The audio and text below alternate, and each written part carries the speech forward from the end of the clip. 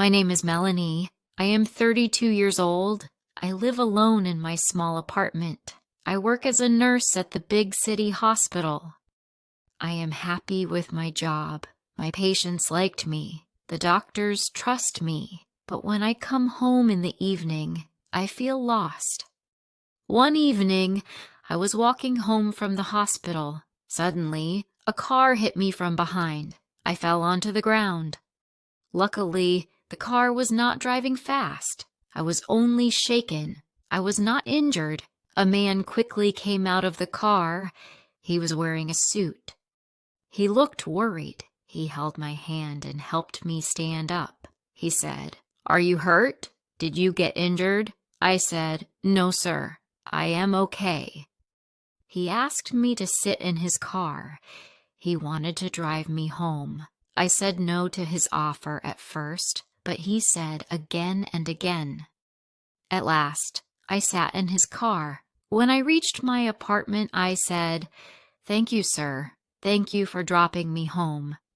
He left with a warm smile. In my house, I could not stop thinking about him. "Stop it, Melanie," I told myself.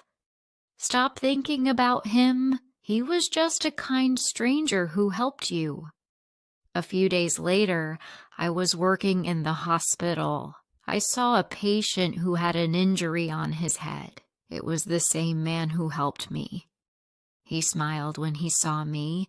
He remembered me. I wrapped a bandage around his head. I said, "How did you get injured, sir? Did you hit someone again?" He laughed. He said, No, I did not hit anyone. I fell from the stairs at home." We both laughed together.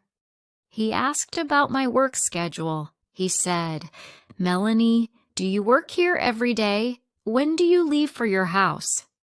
I told him everything. Then he said, "I will wait for you downstairs at the hospital entrance. I will drop you to your house." I blushed with happiness. I said, "You don't need to do this much for me, sir." But he shook his head. He said, "You helped me when I was worried, Melanie.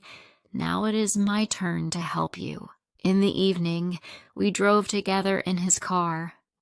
We talked for hours. Now he always came to pick me up. Slowly, we both fell in love. Now he stayed with me at my house. We spent more and more time together, but the good days did not last. One morning, I went to the market to buy some groceries. I was walking past a bakery and I froze. I saw him, the man I loved. He was standing with a woman and a child. The child was about 10 years old. The man was laughing. The woman was holding his arm. They looked like a perfect, happy family. My heart stopped. He had cheated me. He had lied to me. He had a wife and a child. Tears filled my eyes. I ran straight home. I cried in my room. In the evening, he came again to pick me up, just like always. But this time, I was ready. I opened the door and said angrily, "How dare you cheat on me? You have a wife and a kid. Do you have no shame at all? Betraying not only me, but your wife too." He looked confused. Then he said, "Melanie, I love spending time with you. Don't worry, my wife does not know this." My heart broke. "I am not a club girl," I shouted. "I will not spend time with a man who lies." I ran away from the door. My eyes were full of tears. From that day on, that man never came to pick me up. He was gone. A few days later, a new doctor came to the hospital. His name was Andrew. He was handsome. All the nurses wanted to be near him, but I did not care. I did not even look at him. One day, I was walking to the hospital from my house. My mind was still lost in sadness. A car hit me again. I got a minor injury on my knee. The man came out of the car. It was Andrew, the new doctor. I said to myself, "God, Am I the only person in the world who always gets hit by a man's car? Andrew quickly bandaged my knee. I looked up at him. I was angry. I remembered the last betrayal. I said, "Don't bother, doctor. Don't tell me to sit in your car and that you will drive me home. Don't worry. I can walk on my own." Andrew looked surprised, but he let me go.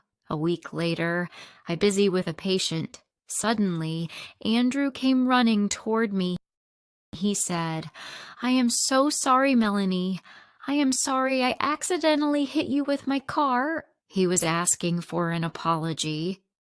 Then he ran toward his patient, but he made a mistake. He fell on his knees. I could not stop myself. I laughed loudly. Just like that, Andrew and I started to become closer. We spent a lot of time talking. He was funny and kind. One evening, Andrew said he loved me. He wanted us to be together. I loved Andrew too, but I was scared. What if he also left me? So I asked him, "Promise me, Andrew. Promise me that you will never leave me." He promised. Now we began to live together. One day I felt sick. I took a test. I was pregnant. I was happy. I messaged Andrew. I told him our big news. Andrew replied quickly. He said he was very happy. He sent me hearts and kisses. But the next day, Andrew did not come to the hospital.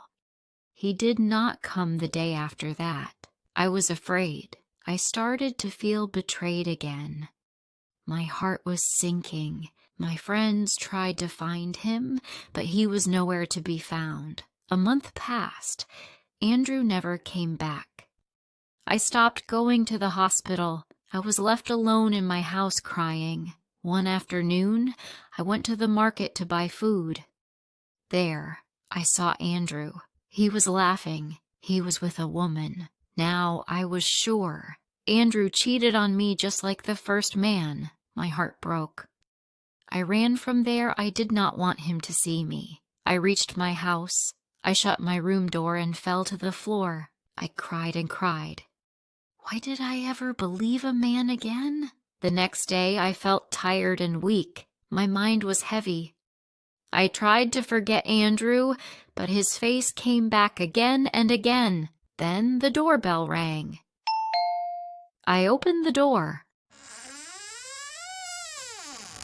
It was Andrew. He said, "I am sorry I left you alone, Melanie." My eyes turned red with anger. Before he could say another word, I gave him a hard slap, then another and another. I hit him until my hands hurt. I began to shout at him. "Rascal! Bastard! How dare you make fake promises? You deceived me. You were laughing with another woman in the market. Go away from here." I shut the door and fell on the floor, crying. Then Andrew spoke from the other side of the door. He said, "Melanie, I love you. I will always love you even if you beat me. When you messaged me about our child, I was happy. Melanie, I was so happy. My sister lives in another city. She is the only family I have left. I went to bring her here. I wanted to share the news with her. But when I arrived there, I had a terrible accident. My car was crushed. My phone was destroyed. I did not even remember your phone number. I was hospitalized for a month. My sister stayed with me. When I recovered, I came back as fast as I could. The woman you saw in the market, that was my sister. I still love you, Melanie. But if you are angry at me, I will go. I will come back for you when you are ready, my love." Andrew began to cry. I quickly opened the door and hugged him. I said, "I was so afraid. I was afraid you left me. I am so sorry, Andrew. I hit you. I never even thought that you suffered too." Andrew picked me up in his arms, and carried me into my house. His sister was already inside. She had been waiting, worried for her brother. She welcomed me with open arms. When she saw Andrew's red cheeks, she looked confused. She asked, "Brother, what happened to your face?" Andrew looked at his sister and said, "Melanie just kissed me very hard. It made my cheeks red." All three of us laughed loudly. The next week, Andrew and I married. We live together now. We love each other. And we have our new baby who is surrounded by honest love. If you liked this story, please like, comment, share, and subscribe.